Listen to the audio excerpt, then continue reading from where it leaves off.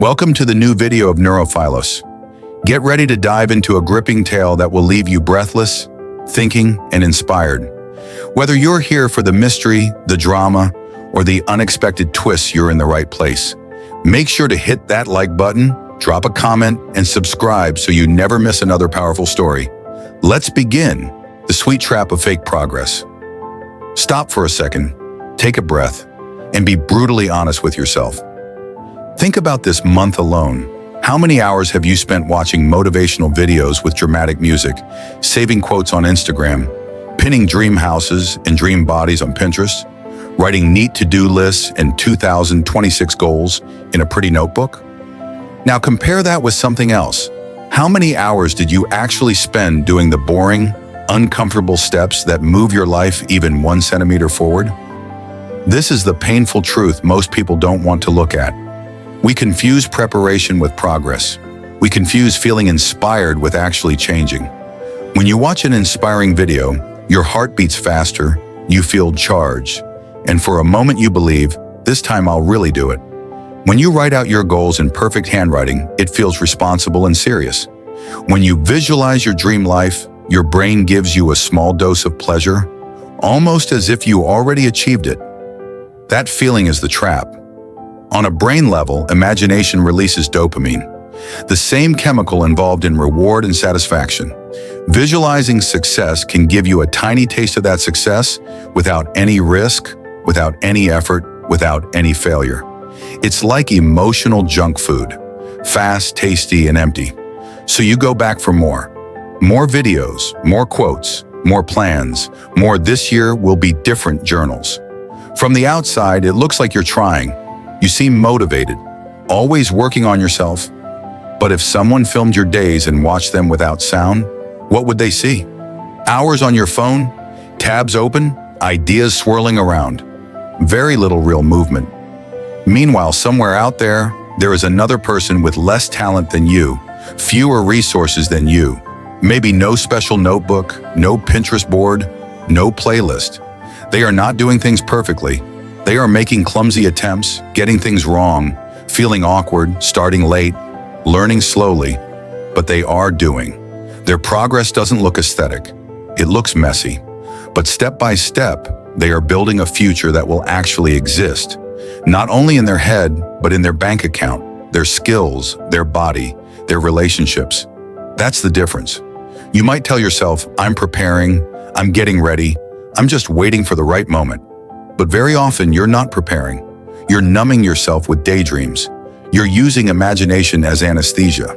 It softens the pain of not moving by letting you pretend you're moving. It's harsh, but it's honest. Look at your own patterns. How many grand plans have you written and never opened again? How many day ones have you declared, only to quit by day 3? How many times have you promised yourself, from next week, I'll be serious? The mind loves the idea of a big change, soon. It's exciting, dramatic, romantic. But real change rarely looks like that. Real change is quiet, it's unglamorous. It's you sitting alone doing the work when no one is watching, when there's no soundtrack, no quotes, no applause. The most dangerous part of all this is that the illusion feels good. It convinces you that you are on the right track, while in reality, you're walking in circles inside your head. You look busy inside your imagination, but outside, your life remains almost exactly the same year after year. This chapter is not meant to hug you. It's meant to wake you up. You don't need another hit of inspiration. You don't need a prettier plan. You don't need a more aesthetic routine. You need to admit the simple, uncomfortable truth. Thinking about your future is not the same as building it. And before we talk about how to act, how to move, how to break this cycle, you first need to see the trap clearly. You are not stuck because you don't know what to do. You are stuck because it feels better to imagine doing it than to actually start.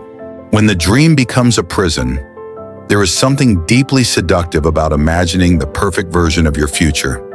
You see yourself with the ideal body, the right career, calm mornings, a beautiful home, and a sense of control over everything.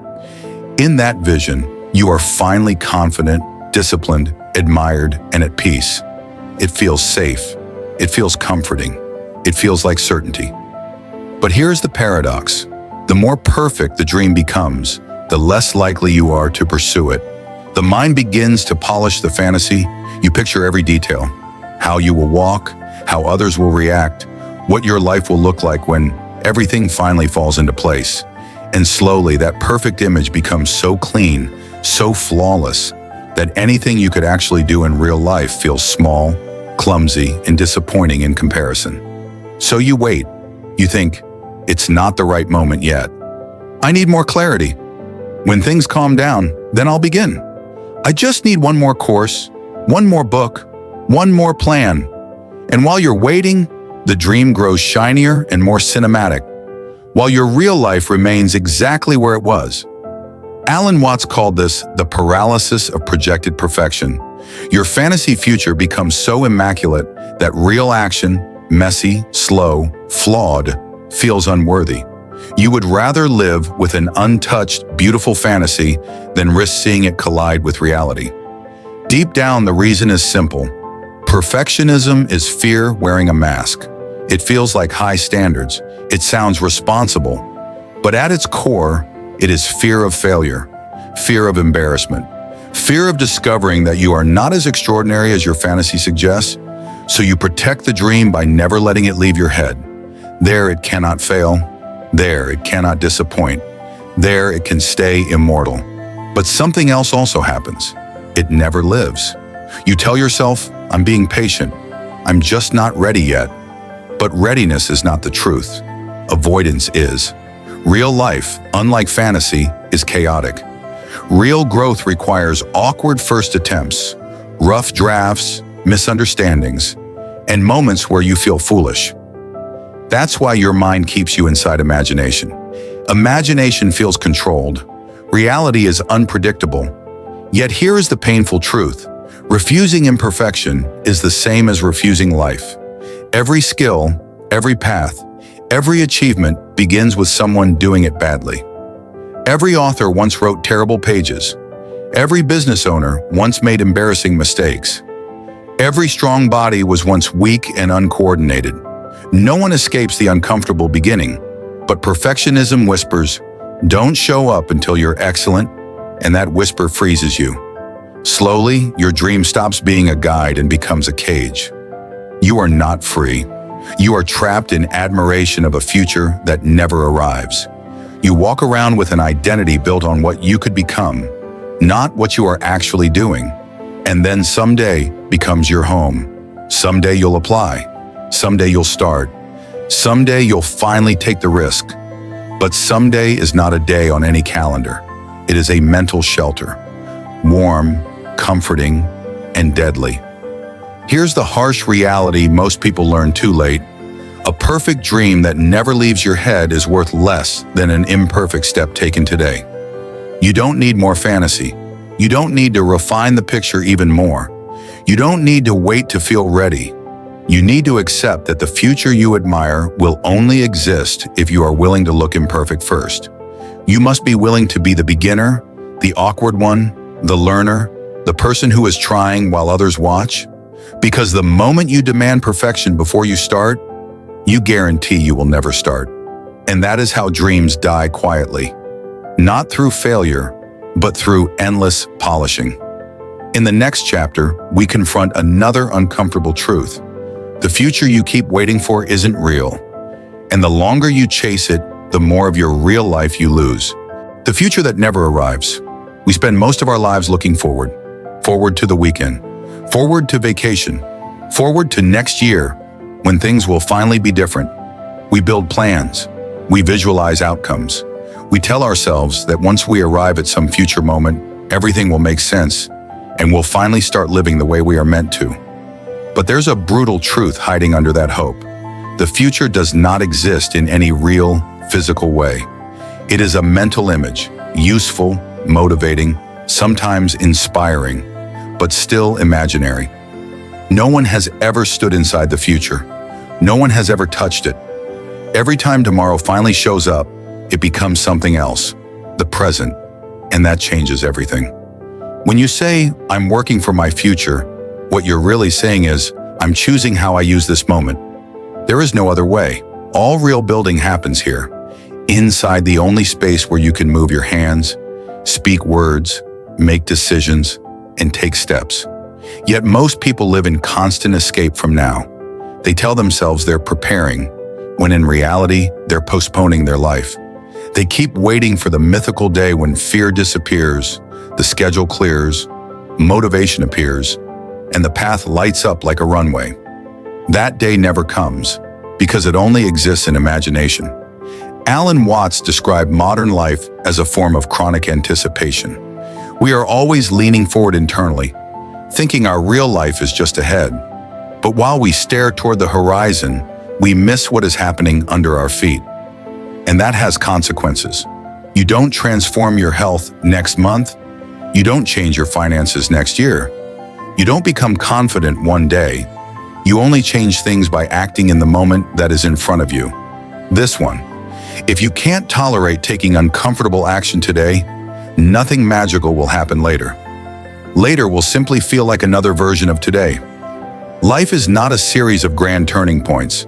It is a chain made entirely of present moments, each asking, what are you choosing right now? And here's the uncomfortable question. What do you actually do with your moments?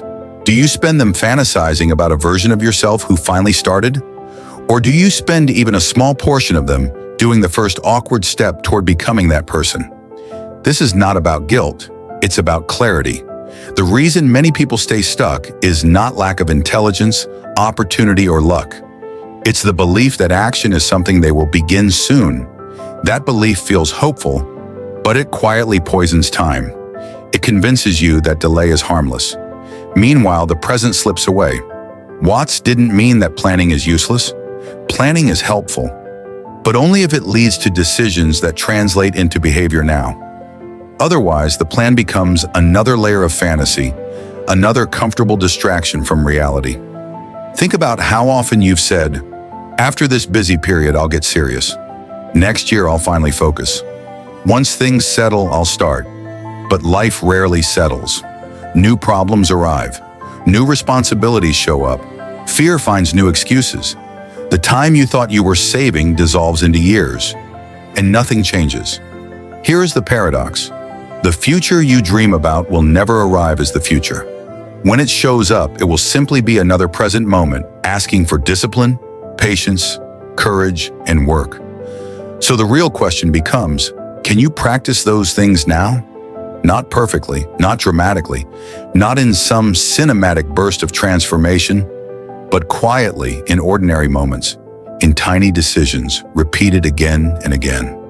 Because if you don't learn to live and act inside the present, you will spend your entire life chasing a ghost, watching the future like a mirage that always seems close, but never actually arrives.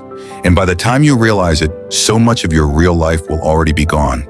Walking before you feel ready. You keep waiting for the moment when everything will finally line up, when your schedule clears, when you feel energized, when your confidence suddenly appears, and you finally begin. But here is the truth most people refuse to accept. That moment doesn't come. Life doesn't give you a green light first and permission to act afterward. It works the other way around. You move first, awkwardly, clumsily, unsure, and only then does clarity slowly arrive.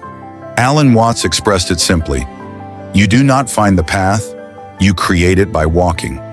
We were trained to think life works like a map. You plan the destination, chart the perfect route, check every risk, and then you start. But real life isn't a highway. It's more like a forest trail. Dim, uneven, and unpredictable. You can see only a few steps ahead, and sometimes just enough to place one foot forward. And yet, that is enough. Confidence is not something you wait for. Confidence is something that grows because you moved despite being unsure. Understanding does not arrive before you begin. It is forged during the doing.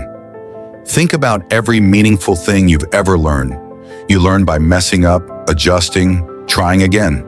You didn't read yourself into walking as a toddler. You stumbled forward until your body figured it out. But as adults, we become terrified of looking foolish. We want our first attempt to look like someone else's 10th year. We want mastery without the embarrassment of learning in public. So we stall and call it preparing. The mind says, this isn't good enough yet. I need more information. What if people laugh? And behind every one of those thoughts is not logic. It is ego. Ego wants to protect your image. It wants you to appear capable, impressive, put together. And the safest way to never look foolish is simple. Never start. But while you're protecting your pride, time keeps moving. Someone less prepared than you has already begun. They are figuring it out as they go. They are making ugly first versions, sending imperfect messages, building clumsy prototypes. And because of that, they are evolving faster than you. This is the brutal but liberating law of progress. Minimal, immediate action beats perfect, delayed planning. Every single time. Register the domain name, write the messy first page, film the awkward first video, send the email, do the 10 push-ups in your living room with no music and no motivation. It won't feel grand. It won't feel cinematic. You won't feel like a hero. But reality only shifts when motion happens, not when fantasies grow. Your mind will protest. It will say, this isn't enough. This won't matter. You should wait until it's better. Ignore that voice. It is not your wisdom speaking. It is fear wearing sophistication. The mind that stalls is terrified of exposure. The mind that takes steps, even shaky ones, inevitably becomes stronger. You don't change your identity overnight. You change it one repeated action at a time. Do one thing today, then another tomorrow, then another after that. Soon something subtle happens. You stop being the person who thinks and become the person who acts. Your brain begins to trust you.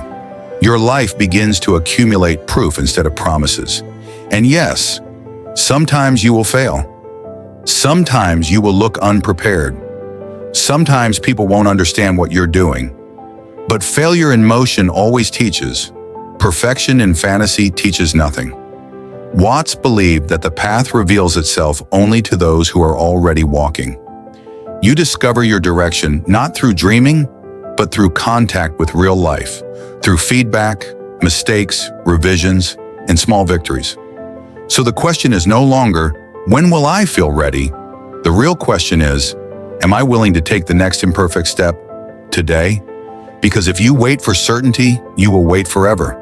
But if you step forward now, even trembling, the road that once felt invisible will slowly begin to appear beneath your feet.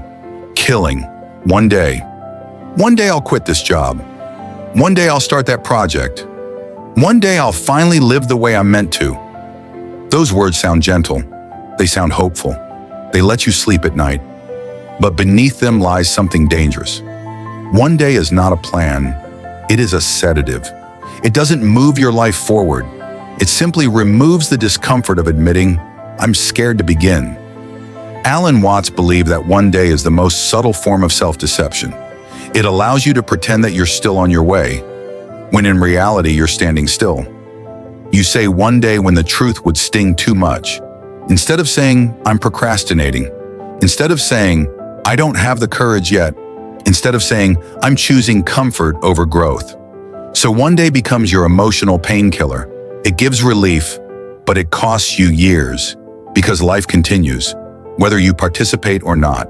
You wake up, go to work, scroll, promise yourself soon, and fall asleep again. Weeks pass, seasons pass, your body changes, opportunities drift away quietly, and strangely, you still say, one day, not because you're lazy, but because you've built an identity around becoming someone later.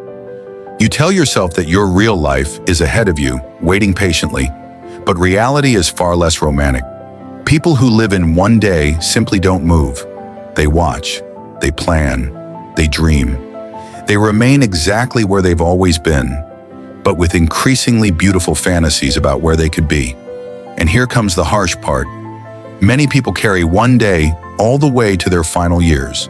They look back, not at the mistakes they made, but at the chapters they never allowed themselves to write, the book they never started, the business they never launched, the truth they never spoke, the path they never stepped on because they were waiting for the perfect moment. What they discover, too late, is that the perfect moment never arrives. Watts offered a practical, almost ruthless antidote. One day dies the moment you choose a date. Not soon, not later. A date, a time, a concrete action. Because the minute something lives on the calendar instead of in your imagination, it becomes real. And reality forces you to confront fear honestly. Maybe you won't feel motivated. Maybe you won't feel prepared. Maybe it will be messy. Do it anyway. Those who act only when they feel ready spend their lives waiting. Those who act despite the discomfort discover something unexpected. Courage doesn't come before action. It grows because you acted. So here is a simple test right now. Think of one thing you keep saying you'll do one day, a conversation you need to have, a project you postpone, a change you know your life is asking for. Now ask yourself one question. When? If your answer doesn't contain a date and a first step, it isn't a plan. It's a fantasy dressed as intention. Choose a micro action, so small it feels almost silly, and schedule it within the next 3 days. Not a huge leap, not a dramatic overhaul, just a concrete move that breaks the psychological barrier between thinking and doing. Because progress is not built from massive heroic moments. It's built from tiny, repeated acts of honesty with yourself. Honesty that says, I may be scared, but I will begin anyway. I may not know everything, but I'll learn on the way. I may not be perfect, but I will be real. This is where one day finally dies, and where your life quietly begins to reshape itself. Not in imagination, not in distant promises, but right here, in the imperfect, living present. And the question that remains is not philosophical, it is practical, immediate, inescapable. What is the one day you will kill today? Write it, say it, commit to it. Because once you step into the present with action, you stop being someone who waits for life, and you become someone who is finally living it.